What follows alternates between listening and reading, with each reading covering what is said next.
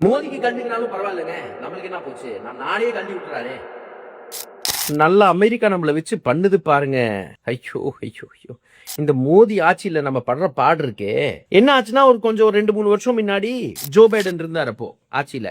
அப்போ அமெரிக்கா பிரசிடென்டா இருந்தாரு. அப்போ இந்த அடானியோட அக்கா பையனும் ஒருத்தன் அங்க அமெரிக்கா லேண்ட் ஆகுறான். லேண்ட் ஆகும் போது அவன் போன் எல்லாம் சீஸ் பண்ணி அவனை அரெஸ்ட் பண்ணிடுறாங்க. என்ன விஷயம்னா, அவன் வந்து அந்த டைரியிலயோ ஏதோ போன்ல எழுதி வச்சிருக்கான், இந்த மாதிரி ஜெகன்மோகன் ரெட்டி அண்ட் கோக்கு அவருக்கு $280 மில்லியன் வரைக்கும் லஞ்சம் கொடுத்திருக்கு எனர்ஜி கான்ட்ராக்ட் வாங்குறதுல. சோ சரி, அதுக்கு எதுக்கு அமெரிக்கா பிடிக்கணும்? கேள்வி கரெக்டா தான் இருக்கு. ஆனா என்னன்னா, அந்த கம்பெனி லஞ்சம் கொடுத்த கம்பெனி இருக்குல்ல, அது யூஎஸ் இன்வெஸ்டர்ஸ் கிட்ட இருந்து ஃபண்ட்ஸ் ரைஸ் பண்ணிட்டு இருக்கு. சோ நீங்க எந்த கம்பெனி அங்க யூஎஸ் இன்வெஸ்டர்ஸ் ஃபண்ட் ரைஸ் பண்ணாலும் அந்த கம்ப்ளைன்சஸ் எல்லாம் பண்ணோம்ல, அப்ப அதுல எங்கேயும் இந்த கவர்மெண்ட்டுக்கும் ஊழல் எல்லாம் ஈடுபட மாட்டேன், லஞ்சம் கொடுக்க மாட்டேன், இங்க பணத்தை வாங்கிட்டாங்க லஞ்சத்தா கொடுக்க மாட்டேன்ட்டு அவன் தெளிவா இருக்கான். கேஸ போட்டு விட்டான். சாகர் அடானியும் இந்த கௌதம் அடானி மேல, இவங்க 2 பேர் மேல கேஸ் போட்டு விட்டான். அடானி ஒரு ப்ரொக்ளைம்டு அஃபெண்டர் கூட டிக்ளேர் பண்ற அளவுக்கு போயிட்டா. அப்படி ரெகுலரா நோட்டீஸ் அனுப்பிச்சிட்டு இருந்தாங்க, வாயா வாயா கோர்ட் ஹியரிங் வாயான்ட்டு. இந்த ஆள் எங்க போவானா போல. டக்குன்னு பார்த்தா இப்போ ட்ரம்ப் வந்தாரு. இப்போ சடனா பாத்தீங்கன்னா அடானிக்கு எல்லாம் ஆல் ஓகே, எல்லாம் கிளியர், டிபார்ட்மெண்ட் ஆஃப் ஜஸ்டிஸ் எல்லாம் கேஸ கம்ப்ளீட்டா கிளியர் பண்ணிடுச்சு.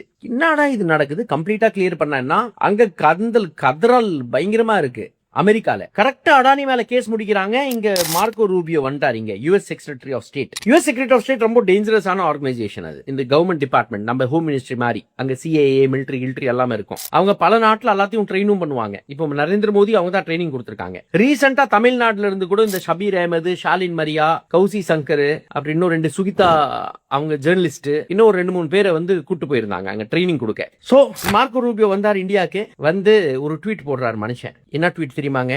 $500 பில்லியன் இந்தியா வந்து ப்ராமிஸ் பண்ணிருக்கான். பாருன்னு சொல்லிட்டு இருக்கோம். US India agreement trade deal என்ன இருக்குன்னா, $500 பில்லியன் நம்ம அமெரிக்காவுக்கு கொடுப்போமா. இது 45 லட்சம் கோடிக்கு மேல ஏதோ போது. அதோ ஃபிகர் நம்ம கண்ணுக்கே தெரிய மாட்டேங்குது, புரிய மாட்டேங்குது. $500 billion we will buy goods and services from America. Commit பண்ணிருக்கோம். $500 பில்லியன் நம்ம கொடுக்க போறோம் அமெரிக்காக்கு. அண்ட் இங்க மோடி என்ன சொல்றாரு? கோல்டு வாங்காத, ஃபாரின் டிராவல் பண்ணாத, போகாதன்னு சொல்றாருல்ல. இது எப்படி சூப்பர் இல்ல? இதுக்காக தானா எல்லாத்தையும் அள்ளிட்டு அமெரிக்கா கிட்ட கொடுக்கறதுக்கா? சரி, மார்க்கோ ரூபியோ வந்து இது வந்து அதுல ஒரு தேங்க்ஸ் சொல்றாரு. சரி, நம்மளுக்கு ஒரு நன்றியாச்சும் நம்மளுக்கு இந்தியன் மக்களுக்கோ நம்ம இந்தியன் பிரதிநிதிக்கோ கிடைக்கும்னு பார்த்தா அது கூட இல்ல. அவர் தேங்க்ஸ் யாருக்கு சொல்றாருன்னா, அமெரிக்கன் அம்பாசிடருக்கு சொல்றாரு. சர்ஜியோன்ட்டு ஒருத்தன் இருக்கானா.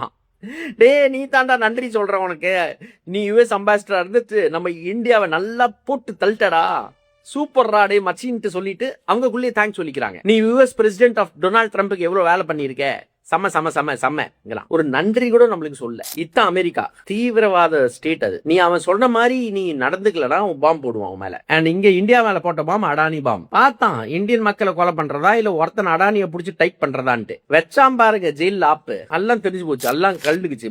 மோதிக்கு கழுந்துக்குனாலும் பரவாயில்லைங்க, நம்மளுக்கு என்ன போச்சு, நம்ம நாடே கழட்டி விட்டுறாரு. இதுக்கு என்ன பண்றது? தலையெழுத்து.